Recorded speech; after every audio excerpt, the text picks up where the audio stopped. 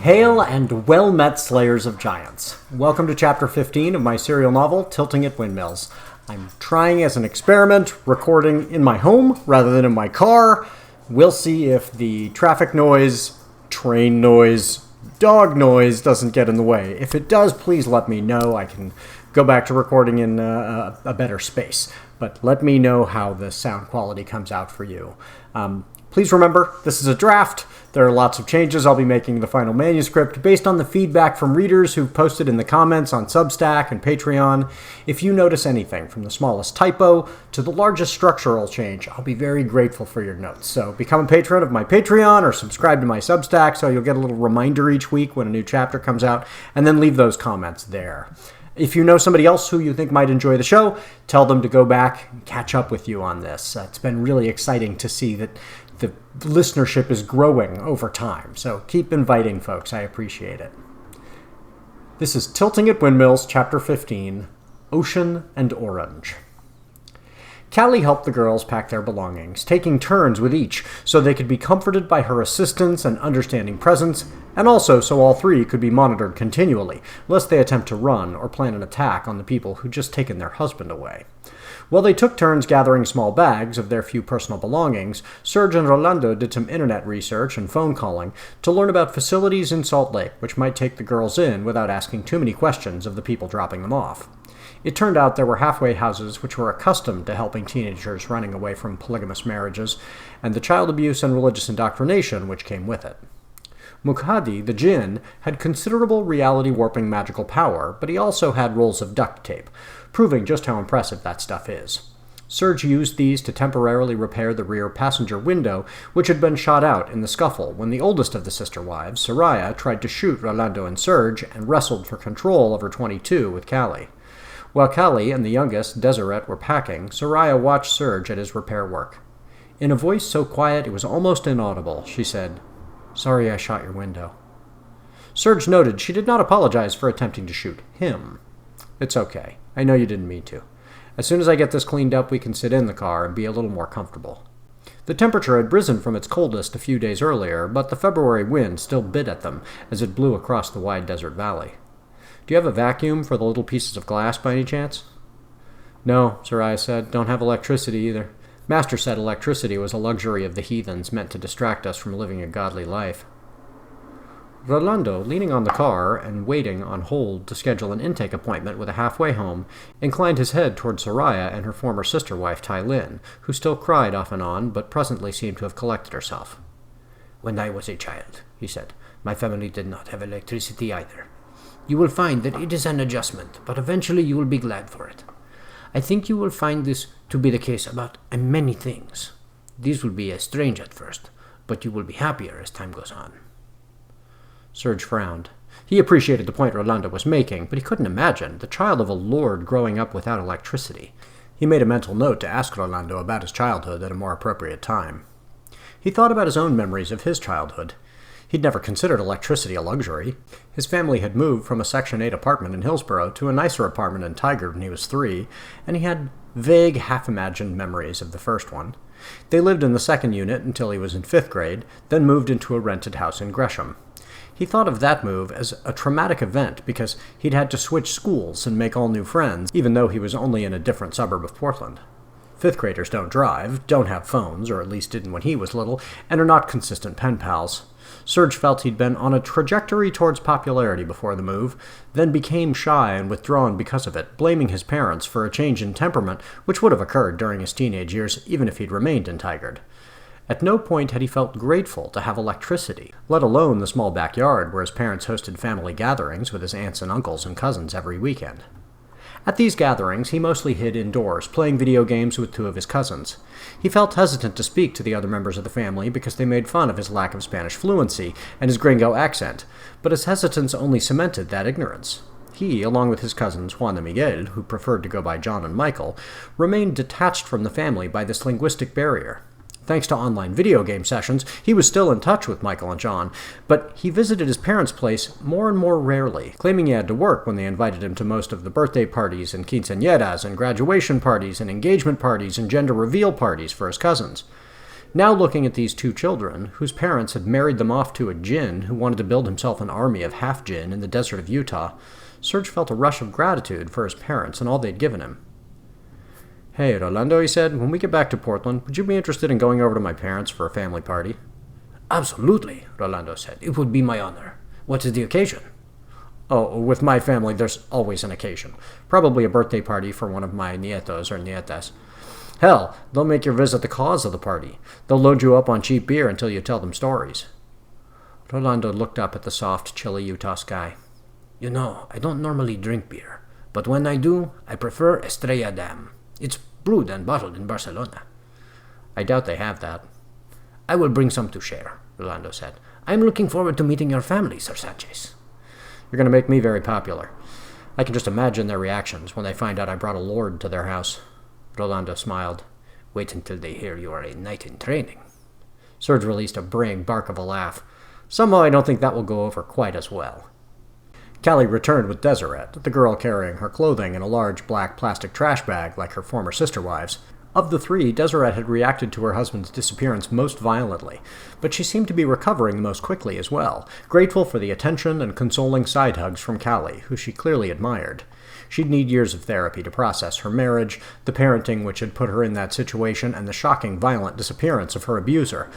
But for the moment, she was so pleased to be with the cool woman who'd just showed up and was treating her like a friend, she weathered the scowls from her former sister wives and kept smiling as they packed her bag into the trunk and all climbed in for the trip to Salt Lake City.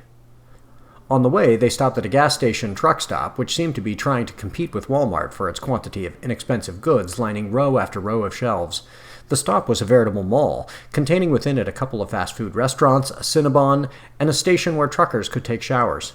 Since they weren't particularly pressed for time, Callie got the girls into the showers and Rolando treated them to a shopping spree, purchasing them snacks, sodas, and sub-sandwiches to eat immediately, and new clothing and candy to add to their bags.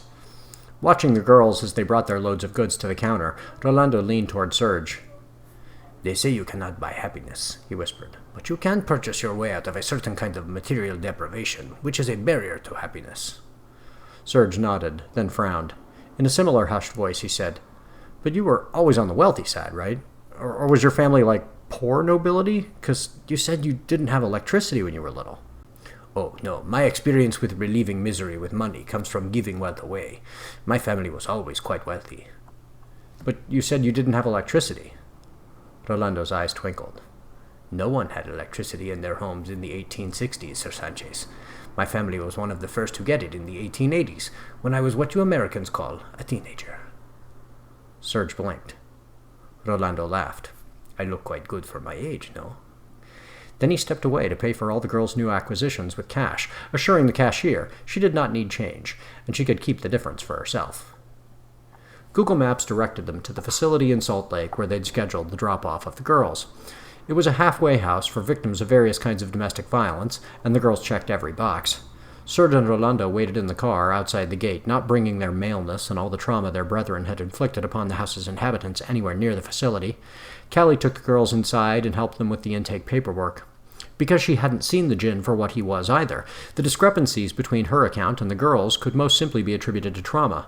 At the end of the intake, Callie made a considerable cash donation of Rolando's money to the facility to contribute to the girls' care. It was as much as he could do to make amends for his thoughtlessness in their rescue, though he still felt it was insufficient and arranged to have funds wired to the facility regularly for years to come. When Callie returned to the car, they continued on in a sober mood, largely riding in silence through Idaho to Ontario, Oregon, just across the Oregon border. There, the Snake River meets the Malheur River.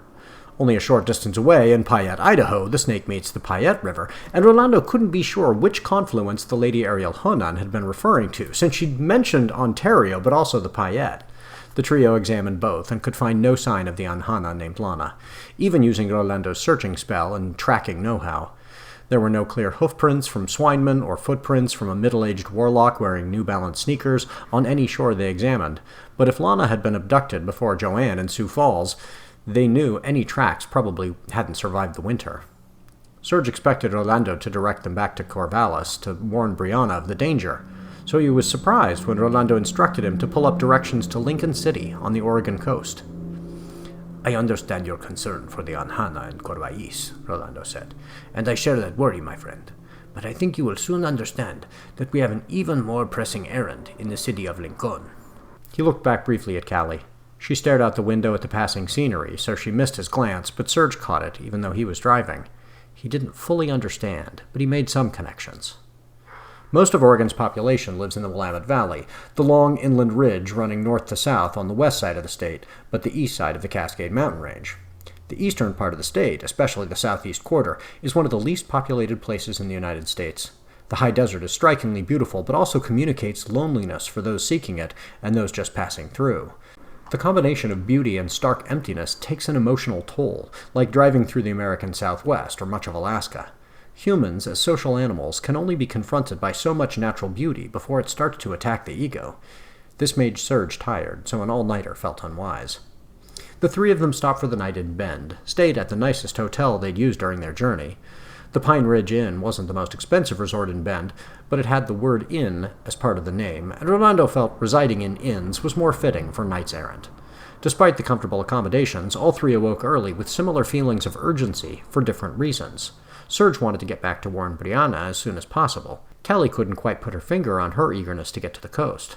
But Orlando remained tight-lipped about his theory, because he wasn't quite certain, and didn't want to give it voice, only to be proven wrong. The drive from Bend to Lincoln City took them within a half an hour of Brianna and Corvallis, but Orlando assured Serge they would come back directly after their visit to the ocean. Benjamin was something of an aficionado of beaches, if quantity and diversity of beaches is what makes one an aficionado. Despite being born in Michigan, he hadn't spent much time on the shores of the Great Lakes as a child, racking up more time on the warm sands and frigid waters of Lake Tahoe when visiting his grandparents in California.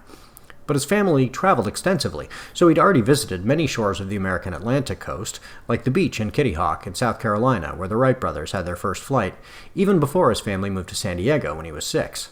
During the next 6 years, his family spent many days boogie boarding at the beach there because it was the 80s and boogie boards were a thing.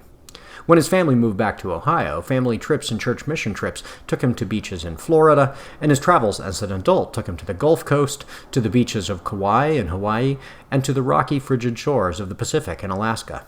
Internationally, he'd spent days on beaches in Costa Rica, in Greece, in Israel, in Egypt, and in Thailand. And of course, he'd spent a bit of time at the beach while living for a year in Barcelona. One might assume he enjoyed the beach. This would be incorrect. He went to beaches around the world because other people, his family, his friends, student tour groups, dragged him there. Most people he'd found liked the beach, and they particularly liked all the things about it he didn't. He didn't like the sunburns, to which his melanin-free skin was particularly prone.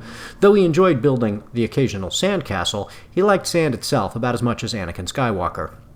Being surrounded by beautiful women in bikinis made him feel lecherous. He constantly averted his gaze so he wouldn't be caught staring, then looked at someone at just the wrong time before looking away again, blushing. And while he could swim reasonably well, and could forget his fears temporarily in the waves, his ridiculous phobia of sharks kept him from ever feeling truly at peace in the water. So, of all the beaches in the world, Benjamin enjoyed the Oregon coast the most. The patches which were sandy were also filled with seashells and small translucent agates, and hunting for these gave him something to do at the beach. Much of the coastline was covered in rocky beaches with less of the hated sand, and tide pools were filled with starfish and sea anemones.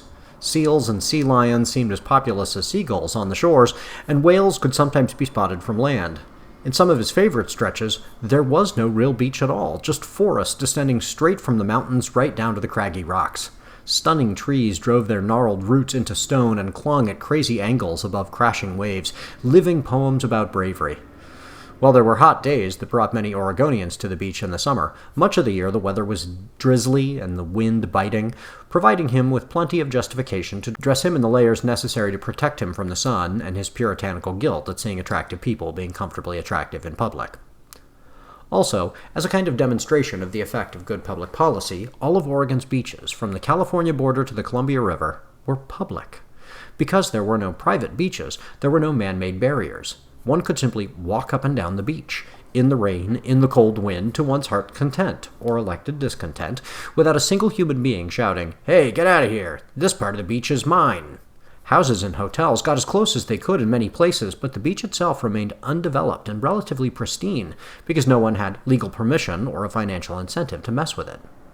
Benjamin now lived in Portland, about an hour and a half from the Pacific, but if he'd known his hallucination was about to visit, he would have been jealous.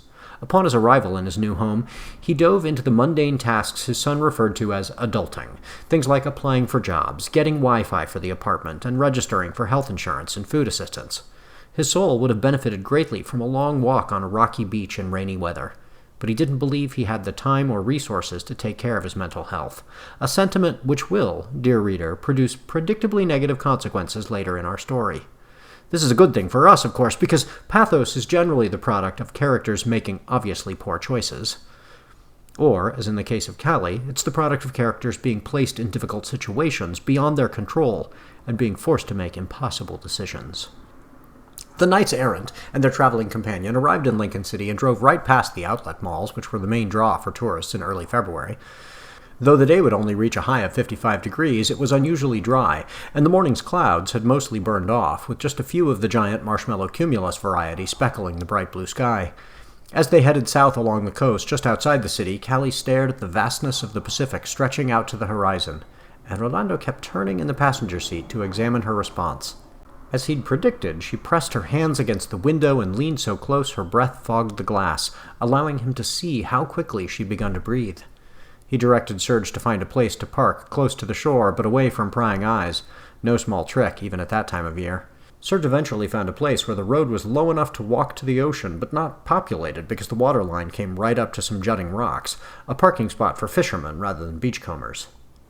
Yes, Rolando said, this will be perfect. Callie, the lion-hearted of San Leon, the time has now come for you to experience the ocean. I'm not sure I'm ready, she said. I've waited so long, dreamed of this so much, and now... Rolando nodded. Callie, my dear, you are not ready, he said. You will never be fully ready. But you must do this. You have been so brave throughout your life, the heart of a lion. Or, come to think of it, a pope bravely entering the tent of a deadly conqueror, armed with nothing but his faith and his God and his own words. You think you know how difficult it has been for you to survive. But listen to me, Callie. He reached back and took her hand, pulling her attention away from the water, if only for a brief glance in his direction. You have been even more brave than you know. You have survived more difficult circumstances than even you understand. And it has all led you to this moment. You can do this, Callie of San Leon. I know you can. All right, she said. She gave a single decisive nod, then grabbed a latch and opened the car door. Rolando reached for his own and looked to Serge, pointing for him to join them, with a tilt of his head. The younger man, completely befuddled, tried to ask what was going on with his eyes, but Rolando only smiled, then turned and followed Callie out of the SUV. Callie walked out among the brave trees, holding on to them just as they held onto the rocks, until she stood dangerously close to the edge of the short cliff, 5 feet above another layer of rounder rocks which revealed themselves each time the waves receded.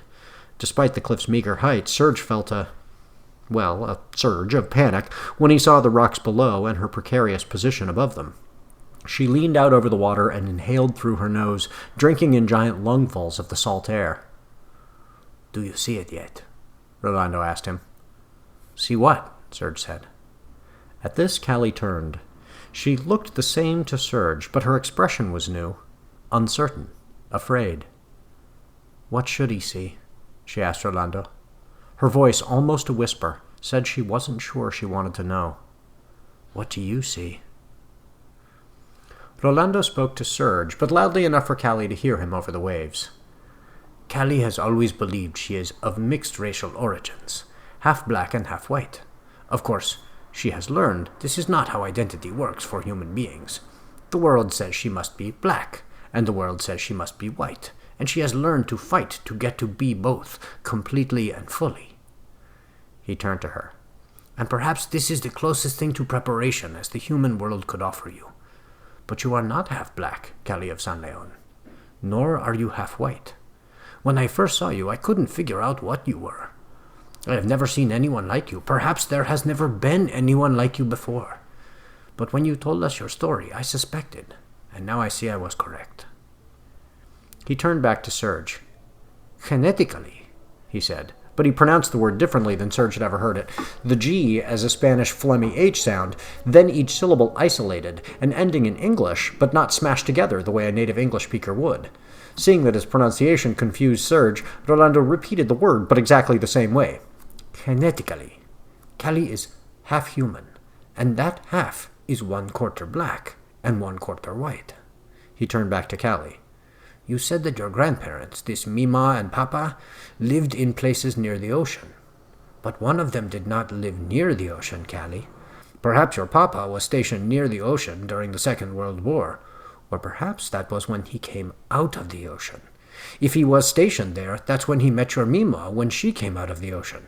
And of course, you do not know your paternal grandparents. You presume your father was from Africa because he was black and had an accent, but he could have been from Ireland or Norway or Canada or Suriname or Brazil or Peru or Russia or South Korea or Australia or India. He rattled these off machine-gun style, tracing a path in his mind around the world along the coasts.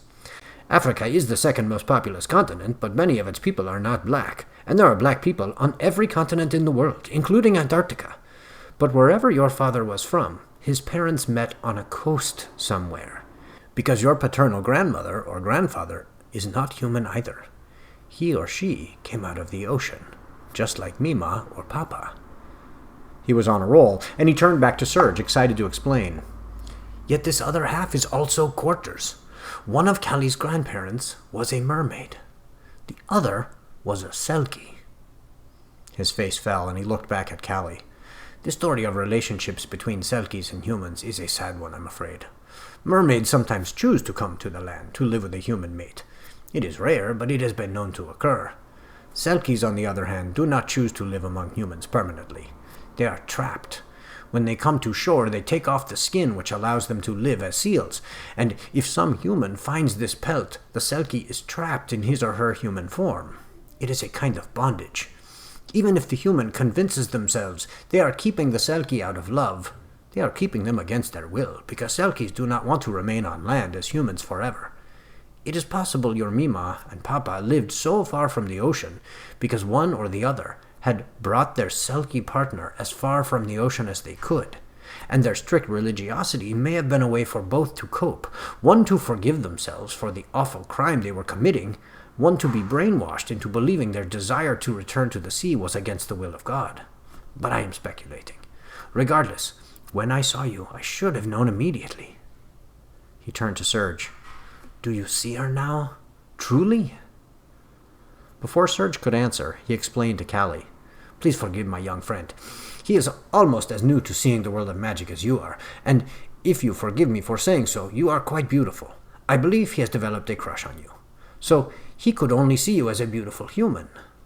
His head swiveled back to Serge quickly, and his eyes flashed. Look now.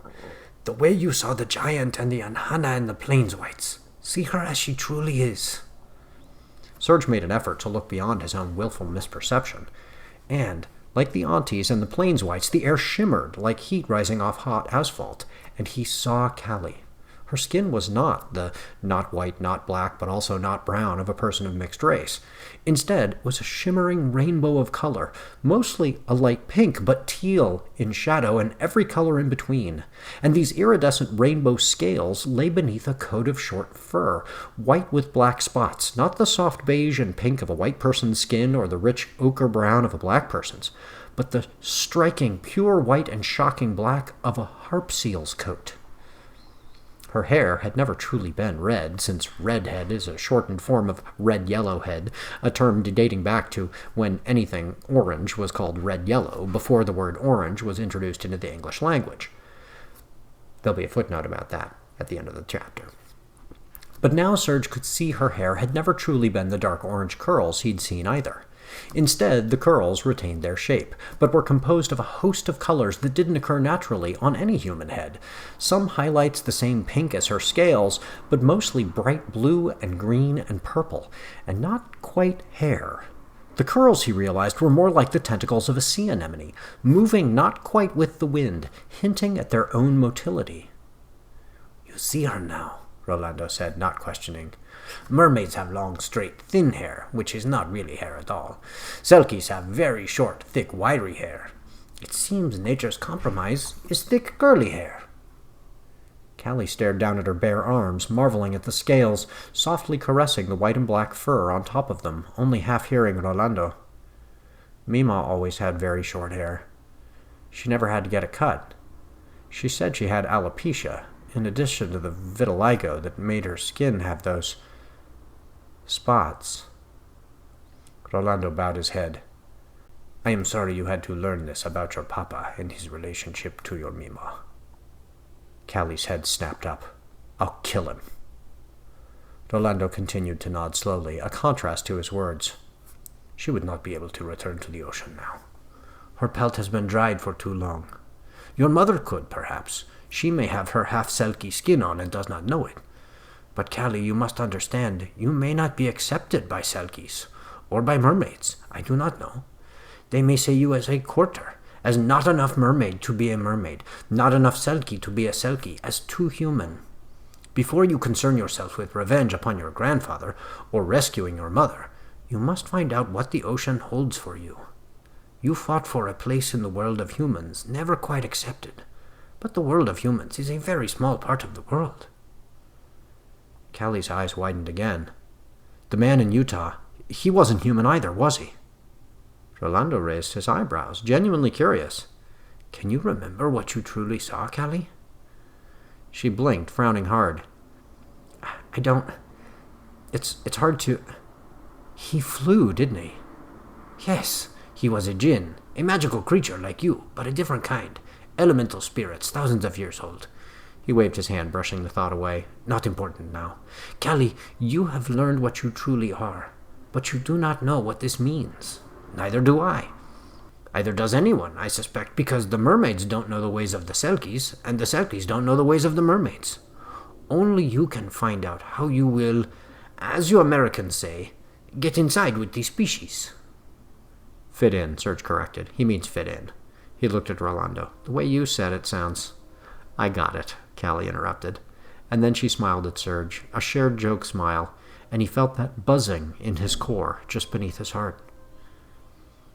I think you have to go for it, like Rolando says, but if you ever decide to come back, maybe... Really? Callie laughed. Now? You're going to shoot your shot now? Sorry, just before you go, I wanted to... She smiled. I don't think my phone will work where I'm going, or I'd give you my number. But maybe I'll look for you someday, okay? Sir Sanchez of the town of Eels, guardian of justice, protector of captured maidens and mermaidens, I guess. For now, I oughta... She hooked a thumb toward the ocean. Yeah, right. Just be careful of those rocks, okay? They look... Serge peered over the edge at the waves crashing on the rocks below. He tried to see how far out they continued to hide just beneath the surface, and at what angle they descended deeper into the water. This took some of his attention away long enough that when he looked back, Callie had pulled off her boots and shirt and was unbuttoning her jeans. Oh, sorry, he said, looking away as she dropped the pants into a pile on her shoes and t-shirt. She laughed again. I'm an OnlyFans girl, Serge. My underwear is work attire, and naked is just casual Friday at the office. It's no big deal. Then, dressed in only her business clothes, she gave Rolando a brief hug, then hugged Serge. He didn't know how much to hug back, and did so perfectly awkwardly, which she appreciated. Then he tried to look at her without staring at her as he said, Okay, just be careful of the... Callie leapt. She'd never been an acrobat or a competitive diver before, but somehow she knew just how far out the rocks lasted, where the water got deep enough, and her own ability to reach that point. The arc, superhuman, took her more than 20 feet from a standing jump into a perfect dive, her arms out in front of her and stabbing into the water. The temperature should have instantly initiated hypothermia, but instead her blood cooled a bit, and her fur protected her as she reached a new homeostasis. As she acclimated, she felt her legs fusing into a long, single appendage, her body widening slightly somewhere between a mermaid and a seal's shape, her nose becoming a canine seal's nose, her teeth shrinking and sharpening into a seal's gripping teeth, her ears disappearing into the sides of her head, her wild curls now moving about in the water, tasting it, sensing it in a way no human could ever imagine, the current of water and the distant sounds and the electricity moving throughout it all. Exhilarated, she poked up out of the water and looked back to the shore. She could see the two humans more clearly than they could see her, though the light of the sun felt too bright in her adjusting eyes. She waved, a wide, ecstatic gesture, and the men waved back, There sadder and distant, though relieved to see her unharmed by the rocks. A small part of her wanted to swim back to them, to tell them about what she felt, but the greater pull took her, drawing her to dive back into the water, to explore, to feel all the new sensations. And then she was gone. Serge turned to Rolando. You heard that, right? Which part? Serge the Protector. It's official now. Footnote. The story of the invention of the word orange is worth telling because it's wild. Orange came to English by way of the Duke of Orange. A dude named Prince Philibert of Orange was given control of a good chunk of the Netherlands because he helped out the Emperor Charles V of the Holy Roman Empire. But he had no heir, so his title passed to his German nephew, William of Nassau. William then founded the House of Orange, that became the ruling family of the newly independent Netherlands. As far as we know, he never even traveled to Orange, the city in France where his name came from. He started the 80 Years' War with Spain. His grandson, Charles, became the King of England. How? Well, the English decided that they were worried about their new Catholic king, James II, so they deposed him in a revolution in 1688, then reached out to a prince from the nearby Protestant royal family so they could have a new Protestant king. Oh look, there's a Protestant royal family right over there, across the English Channel in the Netherlands. It's the House of Orange. When Charles arrived, the English greeted him with orange banners and, of course, oranges. Charles then encouraged Protestants to settle in Ireland, so the Protestants there came to be known as the Orangemen. The color orange not only came to be part of English, but it took on important symbolism for Protestants in the British Isles. I'll bet the folks waving those orange banners for Charles III had no idea his family's color came from a town far away from the Netherlands in the south of France. And how did that town come to be called Orange?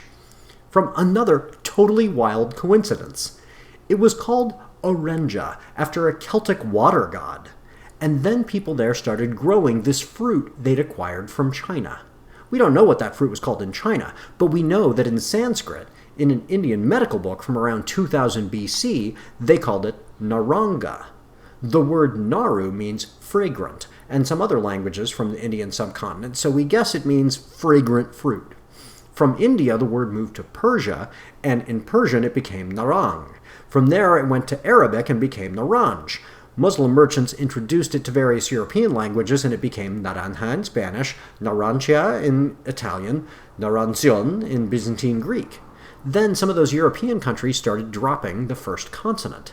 The Italian Narancio became Arancio. Late Latin got Arantium.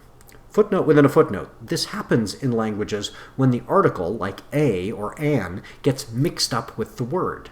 For example, in English, the word adder used to be natter, but people describing an adder eventually switched it to an adder. Conversely, our word newt used to be oot, but an oot became a newt. Now, here's where the story of our English word gets really weird and cool.